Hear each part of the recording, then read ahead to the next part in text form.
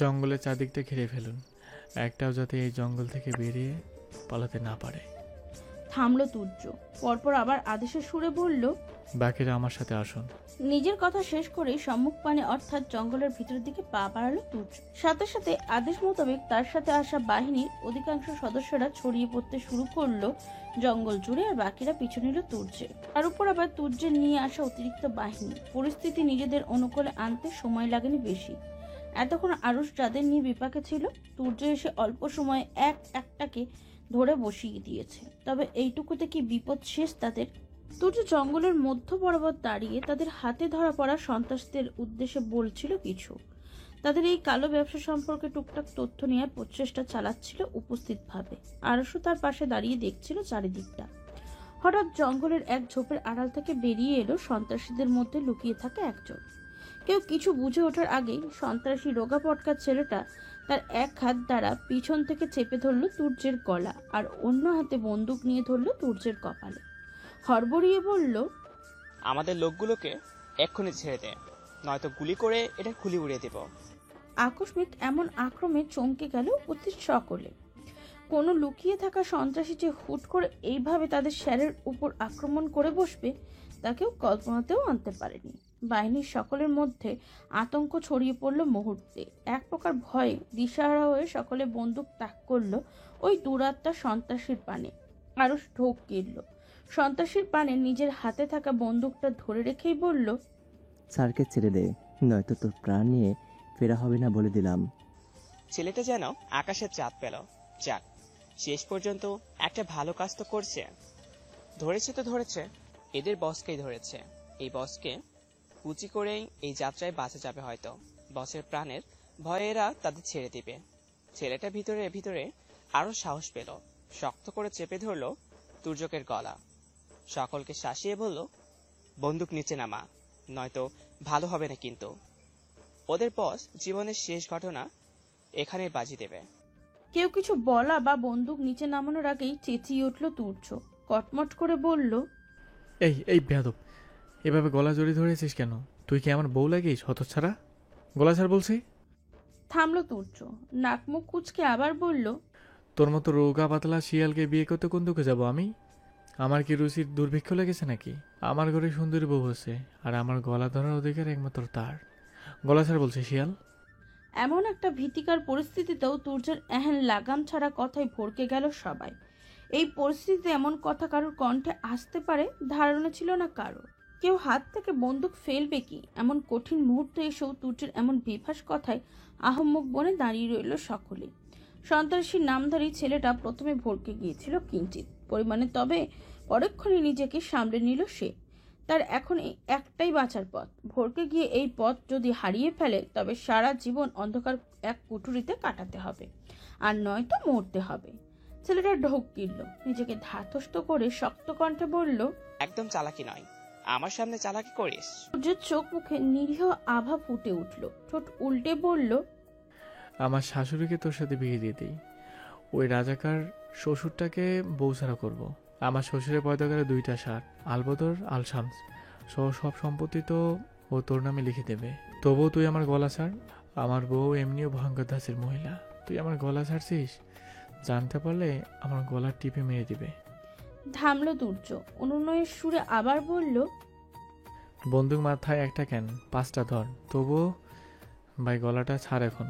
এই কঠিন এক মুহূর্তে এসেও এমন প্রহসনমূলক বক্তব্য, তুর্যের এহেন লাগাম ছাড়া কথা শুনে আরুষের ইচ্ছে হচ্ছে এই জঙ্গলের কোনো এক শক্তপোক্ত গাছের সাথে নিজের মাথাটাকে মেরে দ্বিখণ্ডিত করে ফেলতে। এটা মানুষ নাকি ভিন্ন গ্রহের কোনো প্রাণী? না, এই লোক ভালো হবে না কোনোদিন। যদি ভালো হতো তবে এমন একটা সময় এসেও এই ধরনের কথা বলতে পারতো না। আচ্ছা, এর কি নিজের জীবনের মায়াও নেই, পরিবারের চিন্তা নেই? না, এখন তাকেই কিছু করতে হবে, নয়তো যে কোনো সময়ে বিপদ ঘটে যেতে পারে। যতই হোক তুর্য তার স্যার, এতদিন এই লোকটার সাথে আছে। যতই রাগ অভিমান বিরক্তি থাকুক না কেন, ভালোবাসাও আছে। আরুষ অধৈর্য ভঙ্গিতে আশেপাশে তাকালো। জঙ্গলের মাটিতে পড়ে থাকা শুকনো পাতার মধ্যে একখানা মোটা লাঠি চোখে পড়ল তার। সকলের অগোচরে সেই লাঠি হাতে তুলে নিল আরুষ। অতঃপর খুব সাবধানে লাঠি হাতে গিয়ে দাঁড়ালো তুর্য এবং ওই সন্ত্রাসীর পিছনে। এর মধ্যে তুর্য আবার চেঁচিয়ে উঠল, কাঁদো কাঁদো কণ্ঠে বলল, না না, আমার মাথায় এখন বন্দুক ধরতেও পারিস না। বউয়ের সাথে এখনো বাসর সারা হয়নি। 20-25টার মতো টিয়া চানার পাখির মতো বাচ্চা পয়দা করা হয়নি। আমাকে এখনই মেরে ফেলতে পারিস না তুই। বন্দুক নিয়ে দূরে সর ছড়া। সন্ত্রাসী ছেলেটা তুর্যের কথায় ভরকাবে না করেও ভরকে গেল। নিজের মাথায় বন্দুক নিয়ে এমন অদ্ভুত সব কথা কেউ বলতে পারে?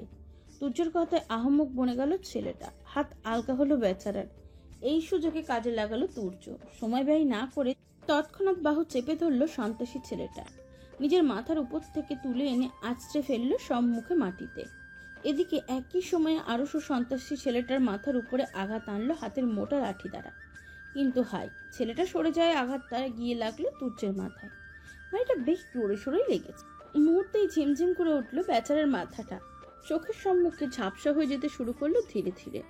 সম্মুখে ফেলা সন্ত্রাসীটাকে তার বাহিনীর লোকেদের পাগড়াও করতে দেখে মাথাটা চেপে ধরলো তুর্য। ঢুলু ঢুলু পায়ে তাকালো পিছন ফিরে। আবছা দৃষ্টিতে দেখলো লাঠি হাতে বেক্কেলেন নেই দাঁড়িয়ে আছে আরুষ। নিমিষেই চল শক্ত হয়ে এলো তুর্যের। দাঁতে দাঁত চেপে বলল, একবার বেঁচে ফিরি, তারপর তোকে আমি দেখে ছাড়বো মির্জাপুরের বংশধর। কথাটা বলেই মাটিতে লুটিয়ে পড়ল তুর্য।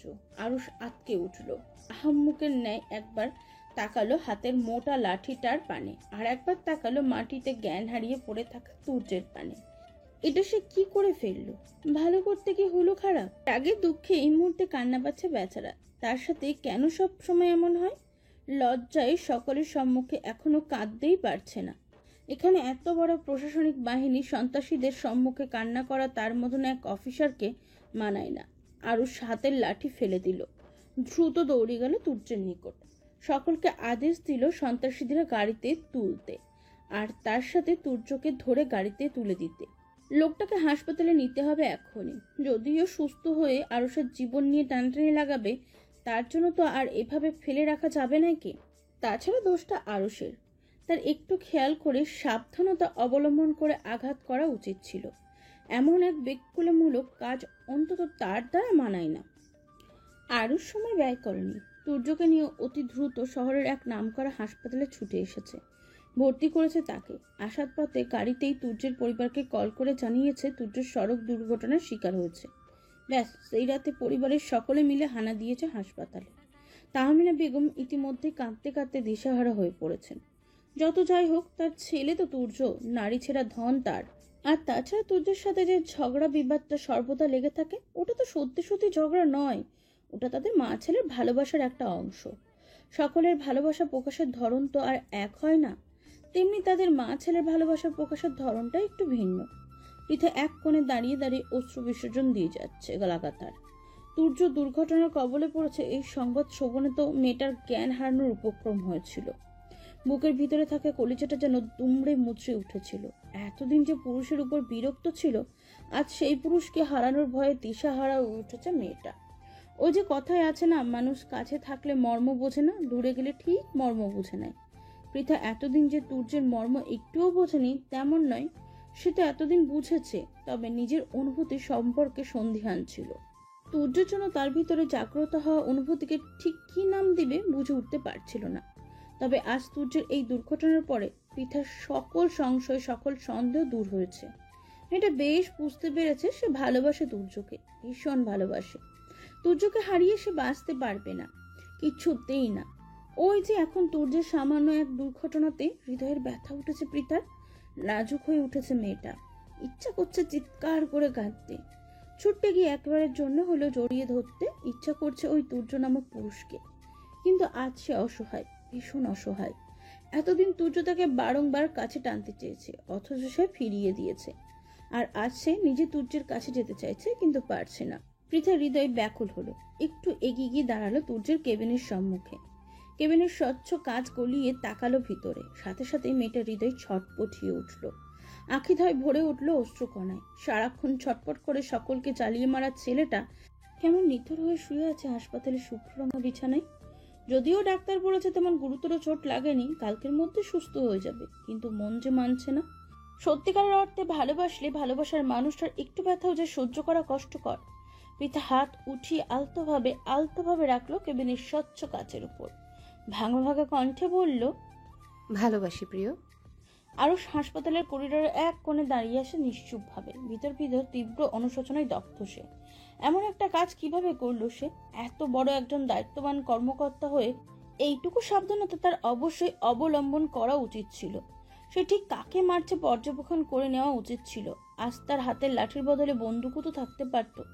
যদি সে নিজের বন্দুকটা চালাতো সন্ত্রাসীদের উদ্দেশ্যে এবং সেই বন্দুকের গুলি লাগতো তুর্যের শরীরে, তখন কি হতো? তাকে তাদের ডিপার্টমেন্ট তাদের বিন্দু বিন্দু বিষয়গুলোর উপরে লক্ষ্য রাখার জন্য প্রশিক্ষণ দেয়, সর্বক্ষণ চোখ কান খোলা রেখে চলতে শেখায়। সেখানে সে কিভাবে এত বড় একটা ভুল করে ফেললো? সে ভুলের অনুশোচনা তো আছেই, সাথে আরো যোগ হয়েছে তুর্যের ভয়। এই ব্যাটার একবার সুস্থ হয়ে উঠলে তাকে অসুস্থ বানিয়ে ছাড়বে, তেজ পাতা করে ছাড়বে আরুষের শান্তশিষ্ট জীবনটা। জ্ঞান হারানোর আগে তুর্যের বলা শেষ কথাটা বারবার স্মরণে আসছে আরুষের। একবার বেঁচে ফিরি, তারপর তোকে আমি দেখে নেব মির্জাপুরের বংশধর। এই একটা বাক্য স্মরণে আসলেই তো আরুষের বুকটা ধরপড়িয়ে উঠছে। ভবিষ্যতে তুর্যের উদম কেলানি খাওয়ার ভয়ে জর্জরিত হয়ে পড়েছে বেচারা। আরুষের আকাশ পাতাল ভাবনার মধ্যে হঠাৎ ইরা এগিয়ে এলো তার পানে। কিছু একটা অবাক কণ্ঠেই বলল, এ কি আরুষ ভাই, আপনার হাত কেটেছে কিভাবে? ইরার কণ্ঠে আরুষের নিজের চিন্তা ভাবনা থেকে বেরিয়ে এলো। হাতের পানে তাকিয়ে চমকে উঠল সে। সত্যি তার হাত কেটেছে। কনুই থেকে বেশ অনেকটা ছুলে গেছে, রক্তও শুকিয়ে আছে হাত জুড়ে। হয়তো ওই জঙ্গলের সন্ত্রাসীদের আক্রমণ পাল্টা আক্রমণের সময় হয়েছিল, কিন্তু নিজেদের যুদ্ধ চালাতে চালাতে এই দিকটাই খেয়াল করেনি। আর তারপর তো আবার তুর্যকে নিয়ে ছোটাছুটি। হাতের পানে তাকানোর দিকে খেয়াল আছে নাকি? তপ্ত নিঃশ্বাস ফেললো আরুষ, কণ্ঠটা স্বাভাবিক রেখেই বলল, ওই অ্যাক্সিডেন্টের সময় সম্ভবত কেটেছে। তুর্য স্যারের সাথে ছিলাম তো। এরা অস্থির হলো, বিচলিত কণ্ঠে বলল, ইস, কতখানি কেটেছে! আর আপনি কিনা সেই কাটা হাত নিয়ে এখানে দাঁড়িয়ে আছেন। চলুন ডাক্তারের কাছে চলুন। আরুষ সাথে সাথে অসম্মতি জানালো ইরার এই প্রস্তাবে। জোরপূর্বক হেসে বলল, একটুখানি তো কেটেছে, এমনি সেরে যাবে, ডাক্তারের কাছে যেতে হবে না। ইরার সাথে সাথেই প্রতিবাদ করলো আরুষের কথার, বিরোধিতা করে বলল, এটা আপনার কাছে একটু কাটা? কতখানি কেটে গেছে, আবার বলছেন ডাক্তারের কাছে যাবেন না। চলুন বলছি। আরুষ তবু বাধা দিচ্ছিল ইরাকে। শেষমেশ মেয়েটা উপায় না পেয়ে নিজের এক হাত বাড়িয়ে ধরলো আরুষের ভালো হাতটা, শাসিয়ে বলল, আর একটা কথাও বলবেন না। আপনার হাত অল্প কেটেছে নাকি বেশি তা আমি বুঝে নেব। আপনি আসুন আমার সাথে। ইরার আকস্মিক এমন স্পর্শে কেঁপে উঠল আরুষ। এটাই তার প্রেয়সীর থেকে প্রথম স্পর্শ। কেমন শিহরণ জাগলো হৃদয়ে। তার থেকেও ভালো লাগলো ইরার এই জোর করা অধিকার দেখানো। আরুষের হৃদয়টা প্রশান্তিতে ছেয়ে গেল। ইরার উপরে আর একটা কথাও বলল না সে, শুধুমাত্র মন্ত্রমুগ্ধের ন্যায় এগিয়ে চলল ইরার পিছু পিছু। মেয়েটা তাকে টেনে নিয়ে ঢুকলো এক কেবিনে। এক রাতে এই অল্প স্বল্প চিকিৎসার জন্য ডাক্তার খুঁজে না পাওয়া গেলে একজন নার্সের শরণাপন্ন হলো তারা। নার্স মহিলাটা তার চিকিৎসার সরঞ্জাম নিয়ে বসলো আরুষের পাশে। নিজের মতন করে ওষুধ লাগাতে শুরু করলো তার হাতে। তবে সেদিকে কোনো খেয়াল নেই আরুষের। সে এখনো এক দৃষ্টিতে তাকিয়ে রয়েছে ইরার পানে। আরুষকে এইভাবে তাকিয়ে থাকতে দেখে কপাল কুঁচকালো মেয়েটা। এক ভ্রু নাচিয়ে প্রশ্ন করলো, সমস্যা কি? আমাদিকে ওভাবে তাকিয়ে আছেন কেন? এমনি। ভোরের আলো ফুটেছে। রাতের নিস্তব্ধতা কাটিয়ে ব্যস্ত হয়ে উঠেছে পুরো শহর। তুর্যের জ্ঞান ফিরেছে মাত্রই। ঘুমের ইঞ্জেকশনের গুণে বেশ অনেকক্ষণ বেহুশের মতন পড়েছিল সে। জ্ঞান ফিরতে পিট করে চোখ খুলল তুর্য। চোখের সম্মুখে দৃশ্যমান হলো হাসপাতালের শুভ্ররঙা ছাদটা। ছেলেটা তৎক্ষণাৎ আবার চোখ বন্ধ করে নিল। একটু নড়েচড়ে উঠতেই অনুভব করলো ঘাড়ে ব্যথা হচ্ছে ভীষণ, আবার হাতের উপরে ভারী ভারী ঠেকছে। তুর্য ঘাড় ঘুরিয়ে তাকালো পাশে। আবার চোখ মেলতেই চোখের সম্মুখে ভেসে উঠল প্রেয়সীর ঘুমন্ত মুখশ্রী। পিতা তার হাতের উপর মাথা দিয়ে নিশ্চিন্তভাবে ঘুমিয়ে আছে। তুর্যের ওষ্ঠে হাসি ফুটে উঠল। স্নিগ্ধ লাগছে মেয়েটাকে। ঘাড়ে এবং হাতে ব্যথা অনুভব করলেও হাতটা আর সরালো না সে। নিজ স্ত্রীকে একটু শান্তিতে ঘুমাতে দেওয়ার জন্য হাতটা আরো ছড়িয়ে দিল, আর অন্য হাতে দ্বারা বিলি কেটে দিতে শুরু করলো স্ত্রীর চুলের ভাঁজে। এর মধ্যে একজন নার্স সকালের চেকআপের উদ্দেশ্যে ঢুকলেন কেবিনের দরজা থেকে। তুর্যকে চেয়ে থাকতে দেখে সে হাসি মুখে বললেন, উঠে গেছেন? এইটুকু বলতেই তাকে হাত উঠিয়ে থামিয়ে দিল তুর্য। ফিসফিসিয়ে বলল, আস্তে কথা বলুন, আমার স্ত্রী ঘুমাচ্ছে। নার্স মহিলাটা হাসলেন। তিনিও তুর্যের মতোই ফিসফিসিয়ে জিজ্ঞাসা করলেন, স্ত্রীকে ভালোবাসেন ভীষণ? তুর্য লাজুক হাসলো, উপর নিচ মাথা ঝাঁকিয়ে বলল। হুম। নার্স মহিলাটি আর কথা বাড়ালো না, নিজের মতন করে তুর্যের চেক আপ করে চলে গেলেন কেবিন থেকে। তবে কেবিনে চুপ থাকলেও কেবিনের বাইরে গিয়ে আর চুপ রইলেন না। তুর্যের বাড়ির সকলকে জানিয়ে দিলেন তুর্যের জ্ঞান ফেরার কথা। ব্যাস, আর কে শোনে কার কথা? আরুষ ব্যতীত সকলে হুড়মুড়ি ঢুকতে শুরু করলো তুর্যের কেবিনে। সকলের টুকটাক শব্দ কর্ণে পৌঁছতেই ঘুম ভেঙে গেল পৃথার। সাথে সাথে মেয়েটার লজ্জায় আড়ষ্ট হয়ে পড়ল। রাতে খুব বড় মুখ করে সবাইকে বলেছিল সে তুর্যের কাছে থাকবে, স্বামীর সেবা করবে, অথচ সে কিনা ঘুমিয়ে পড়ল। পৃথা এলোমেলো দৃষ্টি ফিরল, ওয়াশরুমের দোহাই দিয়ে দ্রুত কেটে পড়ল সকলের সম্মুখ থেকে। পৃথা চলে যাওয়ার সাথে সাথেই তুর্য কটমট করে তাকালো সকলের পানে, তাতে দাঁত চেপে বিড়বিড়িয়ে বলল, সব শত্রু দল আমার। বউটার সাথে একটু ভালো মতো কাটাচ্ছিলাম, তাও সহ্য হলো না কারো। সময়ের কাটা ঘূর্ণমান, সে ঘুরতে ঘুরতে সকলের সময় পেরিয়ে বিকেলের দিকে গড়িয়েছে। তুর্যর মাথার চোট ততটা গাঢ় না হয় তাকে হাসপাতাল থেকে সসম্মানে রিলিজ করে দেওয়া হয়েছে ইতিমধ্যে। যদিও হাসপাতাল কর্তৃপক্ষ একটা দিন পর্যবেক্ষণ থাকতে বলেছিল, কিন্তু তুর্য রাজি হয়নি। এই হাসপাতাল, এখানকার ওষুধ গন্ধ এসব বরাবরই অপছন্দের তালিকায় তার। তাই একটু তড়িঘড়ি করে হাসপাতাল ছেড়েছে ছেলেটা। তবে এর মধ্যে সবচেয়ে আশ্চর্যের বিষয় হচ্ছে এই যে এতটা সময় তুর্যের জ্ঞান ফিরেছে, অথচ সে আরুষের খোঁজ করেনি একবারও। তবে কি মাথায় চোট পেয়ে চোট পাওয়ার কারণটাই ভুলে গেছে নাকি? মনে মনে বড়সড় কোনো পরিকল্পনা আসছে, ভেবে পাচ্ছে না আরুষ। ভয়ে আর বেচারা তুর্যের সম্মুখে একটা বাড়ির জন্য যায়নি। লুকিয়ে চুরিয়ে ছ্যাঁকা খাওয়া প্রেমিকের মতন দূর থেকে দেখেছে তার স্যারকে। যদিও তুই একবার সাহস করেছিল, ভেবেছিল একটাবার তুর্যের সাথে দেখা করে মাপ চেয়ে নেবে, তবে পরক্ষণে আবার ভয়ে সিদ্ধান্ত বদলে ফেলেছে। বলা তো আর যায় না, পরে দেখা যাবে সে মাপ চাইতেও তুর্যের কাছে গেল, আর তুর্য প্রতিশোধ নিতে তার মাথা ফাটিয়ে এই হাসপাতালের কোনো এক বিছানায় শুয়ে দিল।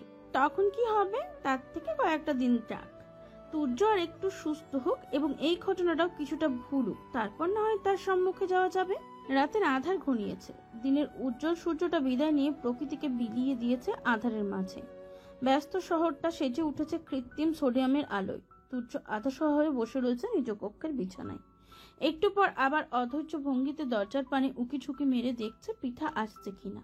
সেই যে মেয়েটা কক্ষ থেকে বেরোলো আর এলো না। হাসপাতালে তো নিজ পরিবারের জনগোষ্ঠীর কৃপায় বইয়ের মুখটা পর্যন্ত ভালোভাবে দেখার সুযোগ পায়নি তুর্য। তারপর এলো বাড়িতে, ভেবেছিল এখানে এসে অন্তত বইয়ের সাথে একান্তে সময় কাটানোর সুযোগ পাবে।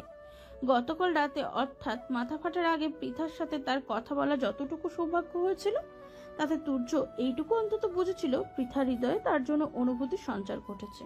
তবে তখন তাড়াহুড়ো থাকায় এই বিষয়ে পৃথার সাথে আর কথা বাড়াতে পারেনি বেচারা। হন্তদন্ত হয়ে ছুটছে জঙ্গলে, আর তারপর হাসপাতাল। তুর্যর জ্ঞান ফেরার পর যখন এই বিষয়টা আবার তার মাথায় হানা দিয়েছে, তখন থেকে সে উতলা হয়ে উঠেছে পৃথার সাথে একটাবার একান্তে কথা বলার জন্য। সে যা ভেবেছে সেটাই সঠিক কিনা নিশ্চিন্ত হতে দিশাহারা হয়ে উঠেছে তুর্যের হৃদয়। অথচ তার পরিবার তাকে একটু শান্তিতে বইয়ের কাছে থাকতে দিচ্ছে না। আর বউ তো বই, পাষাণ মহিলা একটা, যতটা পারছে পালিয়ে বেড়াচ্ছে। তুর্যের ভাবনা চিন্তার মাঝে পৃথা হাতের খাবারের প্লেট নিয়ে ঢুকলো কক্ষে। এগিয়ে গিয়ে প্লেটটা বিছানার উপরে তুর্যের সম্মুখে রেখে বলল, খেয়ে নিন তাড়াতাড়ি, এরপর ওষুধ আছে আপনার। তুর্য একবার তাকালো খাবার প্লেটের দিকে, পরক্ষণে আবার দৃষ্টি ঘোরালো পৃথার পানে। বেশ স্বাভাবিক কণ্ঠেই বলল, খাইয়ে দাও। পৃথা ভ্রু কুচকালো, কপালে ভাঁজ ফেলে বলল, কেন? আপনার হাতে কি হয়েছে? নিজের হাতে খেয়ে নিন। তুর্য ঠোঁট উল্টে দিল, বাচ্চাদের মতন করে বলল, আমি অসুস্থ বউ। পৃথা কুচকানো ভ্রুদয় আরো কুচকে এলো, আখিদয় ছোট ছোট করে সে বলল, মাথায় ফেটেছে, হাত দুইটা তো ঠিকঠাক একদম সোজা লাঠির মতো আছে, তাহলে নিজের হাত দিয়ে খেতে সমস্যা কি? তুর্য চোখে মুখে বিষণ্ণ ভাব ফুটিয়ে তুলল, কাঁদো কাঁদো কণ্ঠে বলল, এই অবস্থাতেও তুমি আমার সাথে এমন ব্যবহার করছো বউ? আমার মতো একটা অবলা স্বামীর জন্য তোমার কি একটু মায়া লাগে না? এতটা পাষাণ তুমি কীভাবে ভাবছো বউ? ওই সিনেমা নায়িকাদের মতো আমার অসুস্থতায় তোমার বুকটাকে একটু কেঁপে কেঁপে উঠছে না বউ? তুর্যের এমন অভিনয় মিশ্রিত বাক্য শ্রবণে বিরক্ত হলো পৃথা, আবার মায়াও লাগলো ভীষণ। যতই হোক তুর্য অসুস্থ, মাথা ফাটলেও সে তো অসুস্থ, তাই কতটা রক্ত গতকাল তার মাথা থেকে গড়িয়েছে পৃথা স্বচক্ষে তা অবলম্বন করেছে। ওই রক্তের কথা স্মরণে আসতে এবার সত্যি মেয়েটার বুক কেঁপে উঠল। প্রিয় পুরুষের জন্য হৃদয় হাহাকার করে উঠল হৃদয়। আর পিঠা আর না করতে পারলো না তুজের মুখের উপর। যদিও এভাবে হুট করে একজন পুরুষকে খাইয়ে দিতে অস্বস্তি বোধ হচ্ছে মেয়েটার, তবুও হাত বাড়িয়ে সে খাবার প্লেটটা হাতে তুলে নিল। কিছুটা ইতস্তত করে বলল, হাসুন, খাইয়ে দিচ্ছি। তুজের ওষ্ঠে হাসি ফুটে উঠল। পিঠার পানে একটু এগিয়ে বসলো সে। খুশিতে গদগদ হয়ে বলল, দাও, তাড়াতাড়ি খাইয়ে দাও বউ। পৃথা কোনো বিরক্তি করলো না। ছোট ছোট লোকমা করে চুপচাপ খাইয়ে দিতে শুরু করলো তুর্যকে। তুর্য ভদ্র বাচ্চাদের মতন খেয়ে নিতে লাগলো বইয়ের হাতে। আবার মাঝে মাঝে পৃথাকে খাওয়ার আদেশ দিল। পৃথা হাসলো।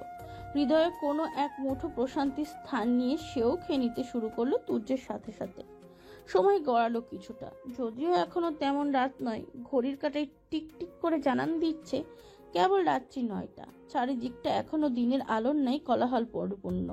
পৃথা তুর্যকে খাইয়ে দিয়ে ওষুধ খেতে বলে তখন প্লেট নিয়ে চলে গিয়েছিল নিচে। সবটা গুছিয়ে সকলের সাথে একটু আড্ডা দিয়ে কেবলই ফিরেছে আবার কক্ষে। দরজা লাগিয়ে কক্ষের ভিতরে ঢুকতেই দেখতে পেল তুর্য চোখ বন্ধ করে শুয়ে আছে, হয়তো ঘুমিয়ে পড়েছে। পৃথা টু কোনো শব্দ করলো না, নিঃশব্দে এগিয়ে গেল তুর্যের পানে, বসলো তার পাশে। কি সুশ্রী না লাগছে এই পুরুষের ঘুমন্ত মুখশ্রীটা, যেন কোনো নিষ্পাপ বাচ্চা ঘুমিয়ে আছে। অথচ জেগে থাকলে ব্রিটিশগিরিতে সকলকে হার মানিয়ে ফেলবে। মুখ থেকে সারাক্ষণ বুলেটের ন্যায় লাজ লজ্জাহীন বাক্য ছুটতেই থাকে। পৃথা হাসলো স্বামীর ঘুমন্ত মুখশ্রীর দর্শনে। কেন যেন ভীষণ ইচ্ছা হলো হাত বাড়িয়ে প্রিয় মানুষটার গাল দুটো একটু ছুঁয়ে দিতে। সর্বদা লজ্জায় নিজের ইচ্ছাকে দমন করলেও আজ আর তেমনটা করলো না। নিজের উষ্ণ হাত দ্বারা স্পর্শ করলো তুর্যের এক গাল। সাথে সাথেই যেন ঝংকার তুলল মেয়েটার হৃদয়ে। বিদ্যুৎ খেলে গেল সর্বাঙ্গ জুড়ে। তবু পৃথা নিজের হাত সরিয়ে নিল না। আলতোভাবে স্পর্শ করতে শুরু করলো স্বামীর পুরো মুখটা জুড়ে। হঠাৎ করে তার স্মরণে এলো সেদিনের কথা। একটা চুমুর জন্য সেদিন কতই না পাগলামি করেছিল তুর্য। পৃথার হৃদয়ে অদ্ভুত অনুভূতি জাগ্রত হলো। ইচ্ছে হলো এবার তুর্যকে একটা চুমু দিয়ে দিতে। মস্তিষ্ক তার এই ইচ্ছের বিরোধিতা করলেও হৃদয় সায় জানালো। পৃথার হৃদয় স্পষ্টভাবে বলল, তুর্য তার স্বামী, একজন স্বামীকে তার স্ত্রী চুমু দিতেই পারে, তাতে দোষের তো কিছু নেই। তাছাড়া ছেলেটা এখন ঘুমিয়ে আছে, চুমু দিলেও টের পাবে না। পৃথা আর তেমন ভাবলো না। নিজের ইচ্ছাকে পরিণত দিতে একটু ঝুঁকে ওষ্ঠ ছোঁয়ালো তুর্যের কপালে। ঠিক তখনই ধপ করে চোখ মিলে তাকালো তুর্য।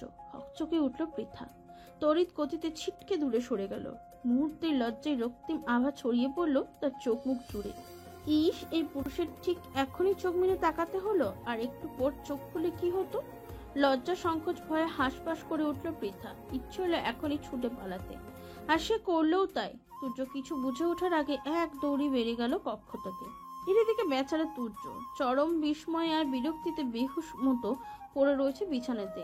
এতক্ষণ সে জেগেই ছিল, শুধুমাত্র বইয়ের মতিগতি বোঝার জন্য একটু ঘুমের ভান ধরে পড়েছিল। তারপর বউ যা শুরু করলো, রীতিমতন তার ধৈর্য সহ্য ক্ষমতার বাঁধ ভেঙে দিয়েছিল। তারপর বহু কষ্টে নিজেকে নিয়ন্ত্রণ করে সে চোখ বন্ধ করে পড়েছিল শুধুমাত্র বইয়ের একটু ভালোবাসা পেতে। কিন্তু তাও শেষ পর্যন্ত আর পারল না। পৃথার নরম হস্তে স্পর্শের পেতে আপনা-আপনি খুলে গেল চোখ দুটো। কেন খুললো? এই মুহূর্তে নিজের চোখের উপর নিজেই বেজায় বিরক্ত তুর্য। ইচ্ছে তো করছে থাপ্পড় মেরে নিজের চোখ দুটোকে নিজেই খুলে দিতে। কি হতো আর কিছুক্ষণ পর চোখ দুটো খুললে? তাহলে হয়তো বইয়ের ওষ্ঠের আরো 2-4টা চুমু কপালে জুটত। তুর্যের দাঁতে দাঁত চাপলো, কটমট করে বলল, আগে ভাবতাম পৃথিবীর বসবাসকারী মানুষগুলো আমার শত্রু, কিন্তু না, এখন দেখছি নিজের শরীরের অঙ্গ প্রত্যঙ্গ আরো বড় শত্রু। বেইমান অঙ্গ প্রত্যঙ্গ। আমার খাস, আমার পড়িস, আবার আমার সাথে নিমখামরি করিস। রাত 12টার অধিক। বাড়ির মানুষের ইতিমধ্যে ঘুমিয়ে পড়েছে প্রায় সবাই। চারিদিকটা ধীরে ধীরে নীরব নিস্তব্ধ হয়ে পড়েছে। সন্ধ্যার শহরের বুকে প্রজ্বলিত হয়ে আলোগুলো এখনো নিভে গেছে অনেকটা। তুর্য অস্থির ভঙ্গিতে পায়চারি করছে নিজ কক্ষে। পৃথা এখনো ঘরে ফেরেনি। সেই যে লজ্জায় কক্ষ থেকে দৌড়ে পালালো, আর তার দেখা নেই। তুর্য আরো কিছুটা সময় নিয়ে অপেক্ষা করলো পৃথার। শেষে অধৈর্য হয়ে নিজেই বেরিয়ে পড়লো কক্ষ থেকে। আশেপাশে একবার দৃষ্টি ঘুরিয়ে পা বাড়ালো ইরার কক্ষে। বাড়িতে বসবাসকারী পুরুষদের কক্ষে তো আর যাবে না মেয়েটা। আর অন্যান্য যারা আছে ইরা ব্যতীত বাকি সবাই জোড়ায় জোড়ায় কপতি। তাদের কক্ষে যাওয়া সম্ভব নয়। তাহলে পিতা ইরার কক্ষেই আছে। তুর্য গিয়ে দাঁড়ালো ইরার কক্ষের সম্মুখে। হাত উঠিয়ে আলতোভাবে টোকা দিল কক্ষের দ্বারে। প্রথমবারে দরজা না খুলেও দ্বিতীয়বারে দরজা খুলল ইরা। সম্মুখে না তাকিয়ে বিরক্তি ভরা কণ্ঠে বলল, এত রাতে কি সমস্যা? তুর্য তীক্ষ্ণ দৃষ্টিতে তাকালো ইরার পানে। থমথমে কণ্ঠে বলল, তোর ভাবি তোর কাছে? তুর্যের কণ্ঠস্বর শ্রবণে কেঁপে উঠল ইরা। একটু আগে চোখ জুড়ে থাকা ঘুমো ঘুমো ভাবটা উবে গেল নিমেষে। চোখ বড় বড় করে সে তাকালো তুর্যের পানে। আমতা আমতা করে বলল, জি ভাইয়া, তখন এসেছিল, পরে ঘুমিয়ে পড়েছে। অনেক ডাকাডাকির পরও ওঠেনি। থামলো ইরা, আবার বলল, আমি এখনই তুলে দিচ্ছি ভাবিকে, একটু দাঁড়াও। তপ্ত নিঃশ্বাস ফেলল তুর্য। থমথমে কণ্ঠে বলল, তোর প্রয়োজন নেই, তুই শুধু দরজা থেকে সরে দাঁড়াও। তুর্যের আদেশ আসতে ইরা দরজা থেকে সরে দাঁড়ালো। তুর্য সময় নষ্ট না করে লম্বা কদমে কক্ষের ভিতরে ঢুকে পড়ল। বিছানার কাছে কি খুব সাবধানে কোলে তুলে নিল পৃথাকে, যাতে তার ঘুম ভেঙে না যায়। অতঃপর বইয়ের ঘুমন্ত মুখশ্রী পানে তাকিয়ে বিড়বিড়িয়ে বলল, কোথায় আমি অসুস্থ, বউ আমার সেবা করবে তা না, এই রাত বিরাতে বউকে কোলে নিয়ে আমার দৌড়দৌড়ি করতে হচ্ছে। হ্যালো বন্ধুরা, পরবর্তী পার্ট খুব তাড়াতাড়ি আসবে, তো সবাই অপেক্ষায় থাকো। আর চ্যানেলটি যারা এখনো সাবস্ক্রাইব করোনি তারা পরবর্তী পার্ট দেখার জন্য চ্যানেলটি সাবস্ক্রাইব করে রেখো। ধন্যবাদ সবাইকে, আমাদের সাথেই থেকো।